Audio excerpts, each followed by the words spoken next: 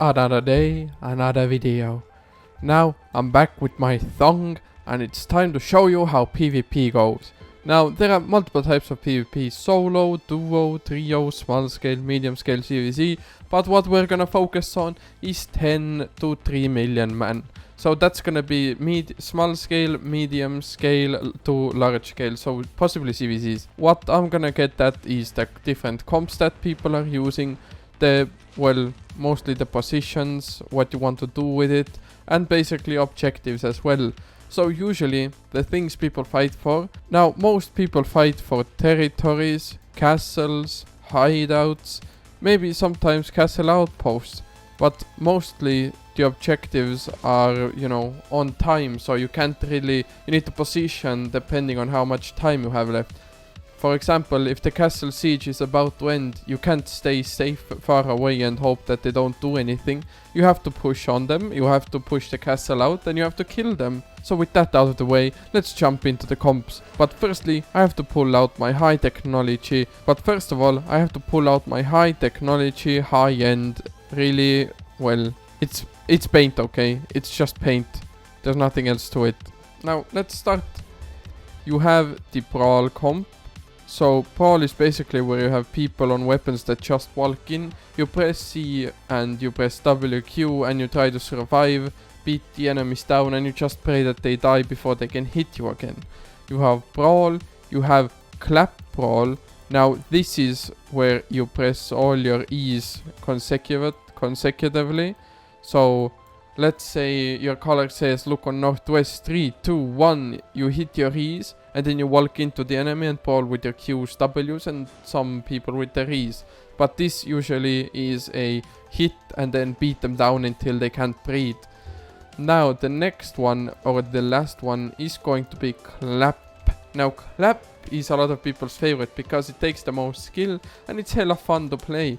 Now what Clap does is you hit the enemy on 5, 4, 3, 2, 1, you drop your E's, you drop your armors, helmets, and you walk back and you reset your cooldowns and you go hit again. So it's hit, reset, hit, reset, hit, reset, while Clap and Brawl is hit, brawl, hit, brawl, hit, brawl, and Brawl is just walk in and beat the living fuck out of them. Now how should you position while you are playing a Brawl comp?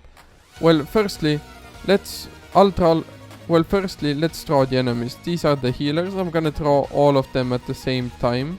Let's say the healers at the back lines. Some of them are on the sides. Maybe let's do it like this. You have the supports who are like halfway spread out usually. They shouldn't be too grouped up, but sometimes they are. Then you have the DPS stacked over somewhere here where the red line is at. Now we also don't want to forget about the tanks, so let's say the tanks are like this. Something like this should be fine, because a lot of the times they're scouting that they don't get hit from behind. Now since we have all the comps done, what you should be doing actually while you're playing as a Brawl, you should be walking into the enemies, maybe from the sides, maybe from the straight, but usually you will get stopped from here. So I recommend going from the sides to the back line. You hit these supports, these healers, and DPS. So your main target is the healers. But if you can't get the healers, get the DPS. If you can't get DPS, get support.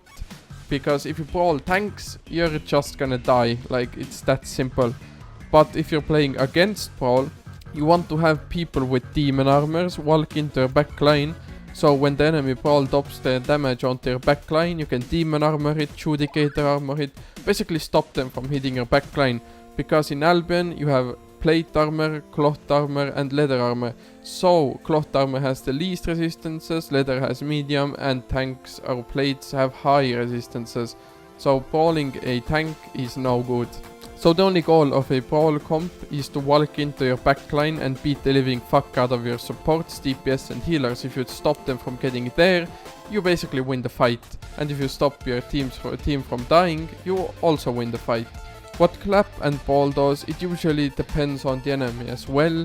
But you want to, if you're fighting as a Clap Brawl, you want to hit the enemy. Let's say the enemy is here. So we'll draw all these enemies as well. Let's say the enemy is the red line. You want to hit the enemies right here, drop your E here, And after that, you walk right here into the enemy backline to the top of it, and you just brawl their backline. Now, here you do have to be more careful, because the enemies can hit back on you and you might get deleted in their backline because healers and supports can't reach you. So usually you have some boots or helmets to, you know, have more survivability. But don't forget to use your potions, please. That's the best thing you have. Even you can use it ahead of time. You see people walking towards you, you press your number 1 or whatever the potion is on and you just survive, walk out of it. You can't get crowd controlled. Although it does have a long ass cooldown. Now, if you're playing against a clap brawl, what I recommend doing is, once the brawlers walk into your backline, you either kidnap them and hit on them so they die, or you just clap so you walk through them and hit their backline. So all the healers and supports, because their tanks can still stop you, but they won't have DPS on it. But you do need to be careful, otherwise your, DPS might stack and they might get fucked. Now with clap, basically, if you're playing as a clap, you walk up, you hit your ability right here on the enemies, and then you walk back down here and reset cooldowns as far as way possible. Also, DPS does need to stack for extra cooldowns with the Royal Jacket, but of course, I want to point out how to play against clap. The best play against clap is to brawl, or to hit well. Like, a lot of people mistake this that you need to kill like 20 people in a clump, or like 10 people in a clump. But for example, let's start with the tanks. Let's say you try to hit like 20 of them each clump, but they have defensives on it. Of course, there's so many, they have so many abilities to defend it with. But if you start kidnapping the tanks, that's a different story. Well, let's say you kidnap the tanks on the front right here. You kidnap this tank, you engage, you kill him. You go back, reset. You engage on this tank here, you kill him. You go back to reset. You kill these 2 tanks here. You go back, reset.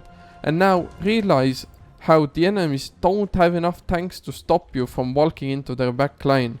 So basically now, what your team can do, you can basically freely walk in and hit their back line, the people who don't have many resistances.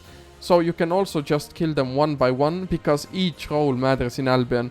If you don't have supports, your clumps will die. If you don't have tanks, the enemies can just walk in. If you don't have DPS, you can't kill the enemies. And if you don't have healers, your clump will die. And also you can't stabilize, so they might brawl you down. So keep in mind, these are the 3 main comps. And depending on what you're running, you want to choose fights, because you don't want to fight clap against brawl. If the people, let's say, for example, you have 40 people in the clap comp and you have 70, or maybe let's say 60 people in the clap comp or the brawl comp coming against you. You don't want to fight them, because brawl, they have 20 people more. That's a whole party. You're gonna be so outnumbered, they're just gonna walk into your back line and crowd control you, so you guys can't even kite. Because clap usually kites, you hit, you walk away, you hit, you walk away. But if you can't kite, your comp's basically useless, you can't do anything. So Brawl's gonna walk into the backline and wipe everything they can see.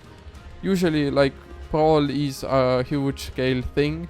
So, Zergs who are like 100 people or something like that, because it's really strong in that scale.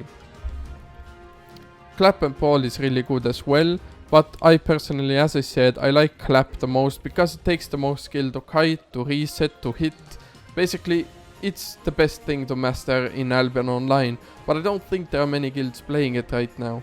So thanks for watching, and I do recommend watching other guides, because I'm doing a series where I basically explain Albion in a few tutorials, and I recommend watching them for the best experience in the game. So thanks for watching again, and I'll see you in the next tutorial.